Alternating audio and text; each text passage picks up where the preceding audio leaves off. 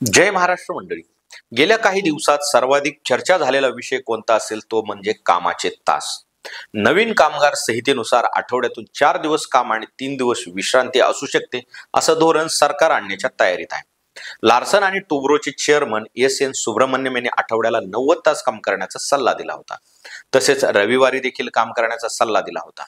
सुट्टीच्या दिवशी किती वेळ बायकोकडे पाहत बसणार असंही वादग्रस्त वक्तव्य त्यांनी केलं होतं. यामुळे त्यांना सोशल मीडियावर चांगलं ट्रोल केलं होतं. तर दुसरीकडे कामाचं प्रेशर जास्त असल्यामुळे अतिताणतणावामुळे मृत्यू झाल्याच्या घटना देखील घडलेल्या आहेत. तर आता 1 फेब्रुवारी रोजी बजेट सादर होणार आहे. त्यामुळे केंद्रीय अर्थसंकल्पात अनेक नव्या घोषणा आणि योजना सादर केल्या जातील. यात कामाच्या संदर्भातील एक मोठा बदल होण्याची शक्यता व्यक्त केली जात आहे. चला तर पाहूया, सरकार नक्की कामाच्या आठवड्यातील 4 दिवस करणार आहे का? जर आठवड्यातील 4 दिवस काम करणार असू तर दिवसाला किती तास काम करावं लागणार आहे? त्यामुळे आता कंपन्यांसाठी कोणते नवीन नियम लागू होणार आहेत? या सर्व प्रश्नांची माहिती आज आपण मुद्देसूद सविस्तर पाहूयात या व्हिडिओच्या माध्यमातून. नमस्कार मंडळी, मी पी.के. भांडवलकर सत्ता या चॅनलमध्ये आपल्या सर्वांचे मनपूर्वक स्वागत करतो. चला तर मंडळी, आज मुद्देसूद या विषयावर चर्चा करूया. मुद्दा क्रमांक 1, आठवड्यातून फक्त 4 दिवस काम करावे लागणार असा नवीन नियम येणार आहे का? इन्फोसिसचे सहसंस्थापक नारायण मूर्ती यांनी 70 तास काम करण्याबद्दल बोलले होते. आठवड्याला कामाचे तास किती हवेत यावरून सर्वजण चर्चा करू लागले आहेत. येत्या 1 फेब्रुवारी रोजी बजेट सादर होणार आहे. केंद्रीय अर्थसंकल्पात अनेक नव्या घोषणा आणि योजना केल्या जातील. यात कामाच्या तासासंदर्भातील एक मोठा बदल होण्याची शक्यता व्यक्त केली जात आहे. कामाचे तास किती असावेत यावर फक्त भारतात नाही तर अन्य देशात देखील चर्चा होत असते. नारायण मूर्ती यांच्या मते युवकांनी दररोज 12 तास काम केले पाहिजे, तर सुब्रमण्यम यांनी रविवारी सुट्टी न घेता काम केले पाहिजे असा सल्ला दिला. यावरून दोघांवर सोशल मीडियावर टीका होत होती. या सर्व पार्श्वभूमीवर भारतात आठवड्यातील 4 दिवस कामाच्या वेळापत्रकावर चर्चा सुरू झाली आहे.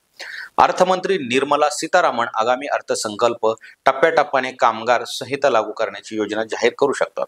आगामी अर्थसंकल्पात मोदी सरकार नवीन कामगार संहिता नियम लागू करण्याची घोषणा करेल असा विश्वास अनेकांना आहे. तर झाल्यास देशात नवीन कामगार संहिता 3 टप्प्यात लागू होईल. केंद्राला असे वाटते की कामगार संहितेच्या नवीन धोरणाची एकाच वेळी अंमलबजावणी कंपन्यांसाठी अडचणीची बनू शकते. मालकांना पुरेसा वेळ देण्यासाठी 3 टप्प्यात याची अंमलबजावणी करण्यात येणार असल्याचे सांगण्यात येत आहे. आता पाहूया मुद्दा क्रमांक 2. आठवड्यातून जर 4 दिवस काम करायचे असेल तर 4 दिवस किती तास काम करावे लागणार? नवीन लेबर कोडमध्ये आठवड्यातून फक्त 4 दिवस काम करण्याची परवानगी भेटणार आहे. परंतु रोजचे कामाचे तास वाढतील. मग हे कामाचे तास 10 ते 12 असे असू शकतात. तर 500 पेक्षा जास्त कर्मचारी असलेल्या मोठ्या कंपन्यांनी पहिल्या टप्प्यात या नवीन लेबर कोडचे पालन केले पाहिजे असं सांगितलं जाईल. तर 100 ते 500 कर्मचारी असलेल्या मध्यम स्तरावरील कंपन्यांना दुसऱ्या टप्प्यात हे नियम लागू होतील.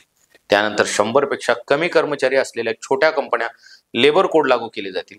या लहान कंपन्यांच्या मते नवीन कामगार संहिता लागू करण्यासाठी 2 वर्षाचा कालावधी लागू शकतो. देशातील उद्योगामध्ये 85% अधिक वाटा हा लघु उद्योगांचा आहे. नवीन कामगार संहितेनुसार आठवड्यातून 4 दिवस काम आणि 3 दिवस विश्रांती असू शकते असं सांगण्यात येतं. कर्मचाऱ्यांसाठी वर्क लाईफ समतोल निर्माण करण्याच्या उद्देशाने हे धोरण असल्याचं म्हटलेलं आहे. मात्र यामुळे दैनंदिन कामकाजाचे तास वाढणार असल्याचं सांगण्यात येत आहे. तर मंडळी, तुम्हाला काय वाटते? कामाचे तास वाढवले पाहिजे का आणि कामासाठी 4 दिवसांचा आठवडा पाहिजे? याबद्दल तुमच्या प्रतिक्रिया आम्हाला कमेंट करून कळवा आणि अशाच माहितीपूर्ण व्हिडिओसाठी सत्ता या चॅनलला सबस्क्राईब करा. धन्यवाद.